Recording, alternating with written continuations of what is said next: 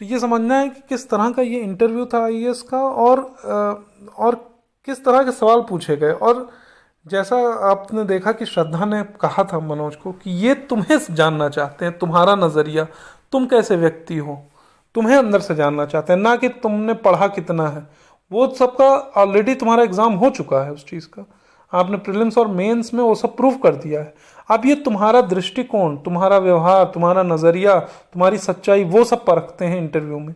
और उसी तरह के क्वेश्चन मनोज से पूछेगा, और मनोज ने हर चीज़ का एक एक करके धमाकेदार उत्तर दिया।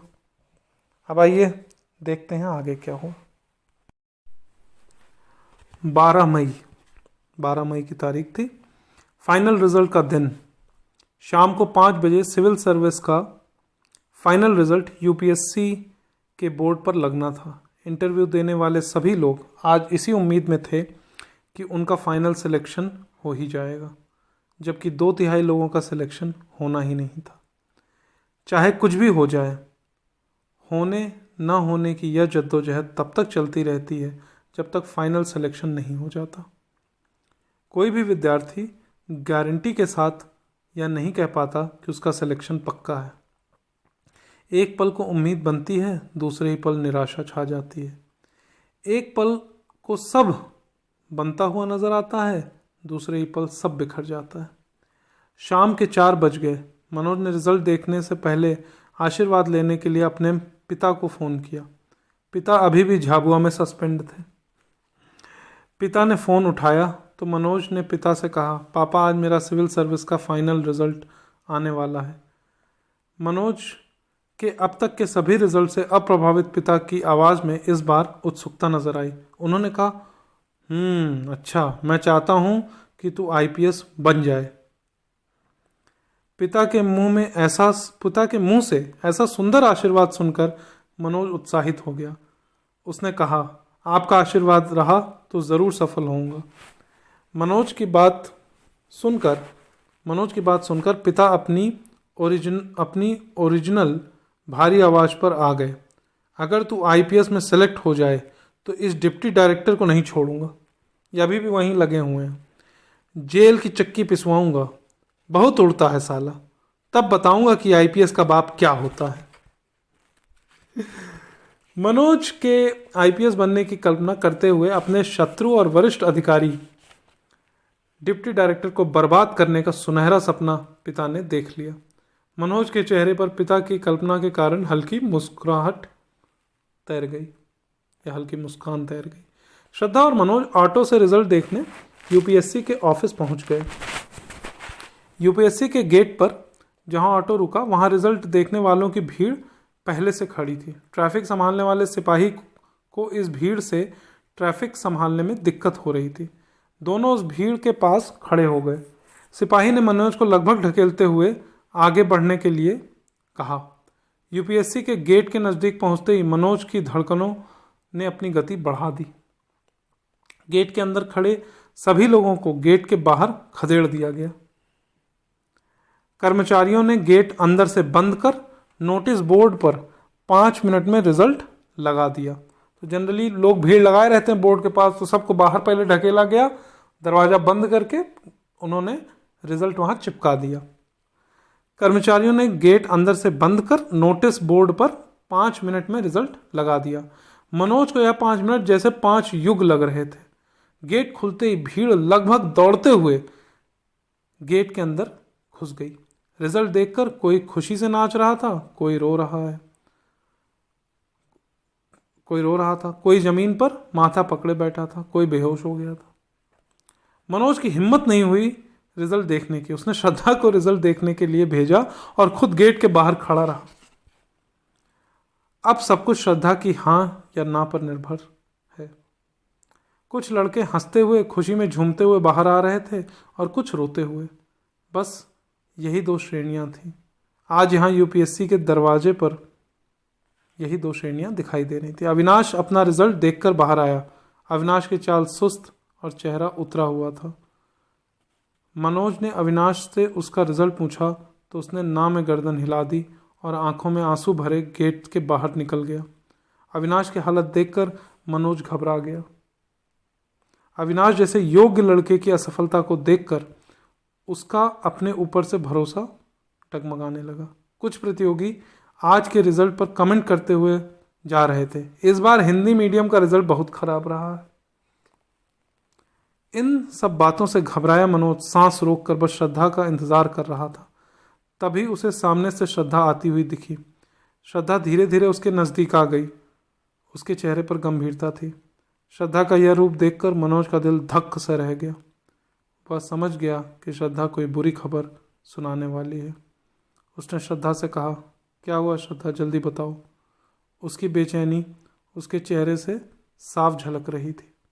श्रद्धा ने बुझे हुए शब्दों में कहा, मनोज। इतना कहकर श्रद्धा कुछ देर रुकी। 3-4 सेकंड वह मनोज का निराशा में डूबा चेहरा देखती रही। फिर लगभग चीखते हुए बोली, तुम आईपीएस बन गए हो मनोज।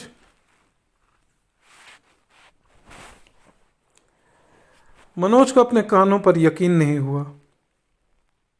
उसने श्रद्धा से कहा, क्या कहा श्रद्धा, फिर से कहो। एक्चुअली उसने ऐसे कहा होगा, क्या कहा श्रद्धा, फिर से कहो।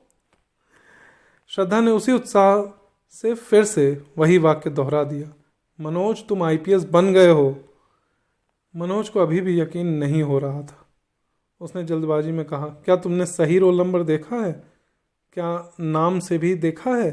कोई गलत रोल नंबर तो नहीं देख लिया? पर श्रद्धा ने एकदम सही रोल नंबर देखा था। मनोज ने गहरी सांस ली। यह सुकून और सुख की सांस थी। दोनों ने वापस नेहरू विहार जाने के लिए ऑटो रोका और उसमें बैठ गए। पास में वही सिपाही खड़ा हुआ था जिसने मनोज को ढकेला था थोड़ी देर पहले। सिपाही ने उत्सुकतावश मनोज से पूछा, क्या रिजल्ट रहा? मनोज ने कहा, आईपीएस। मनोज का जवाब सुनकर सिपाही ने उसे एक सलूट मारा। वह आश्चर्य से सिपाही को देखता रहा। एक ही दिन में एक रिजल्ट से दुनिया का नज़रिया उसके लिए बदल चुका था। वह ऑटो से उतरा और उसने अनजान सिपाही को गले लगा लिया।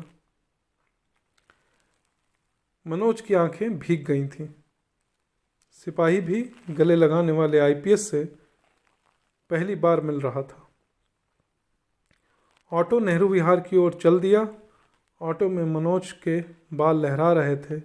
पास बैठी श्रद्धा की आंखों में भी खुशी के आंसू छलछला आए थे। इसी के साथ ये कहानी समाप्त होती है।